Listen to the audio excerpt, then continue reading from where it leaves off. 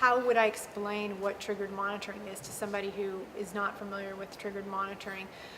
Would be to provide them with a comparison of how we're monitoring today, so they can understand the concept. So knowing that today we're monitoring typically 100% of all data without any regard for what those data are and whether those data are critical to the analysis or to patient safety.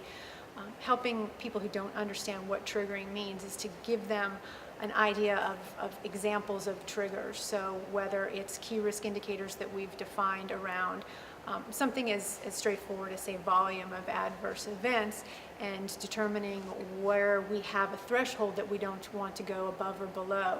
And once we get there, that may trigger some sort of an intervention. So whether that's intervention is a phone call to the site, a review of additional data, a site visit, that data is what will trigger whether we need to take action. And it's different from just taking action or just a full 100% review of source data without really understanding the value of those particular data points.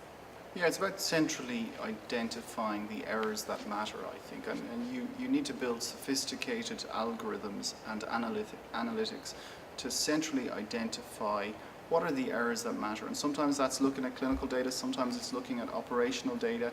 But if you do that, and if you can identify systemic deficiencies at site, where there's a clear misunderstanding of the protocol or an anomaly in how they're collecting data, you then send somebody out there, or you make somebody make a telephone call. That to me is what triggered monitoring is.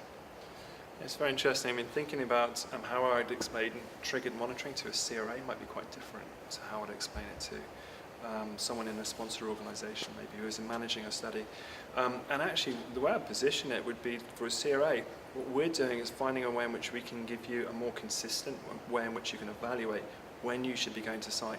We recognise you're already doing a great job of this, but what we want to make sure is that you've got enough information that's easy for you to understand and still make the same decisions you made before without the burden of time pressures and other things like that.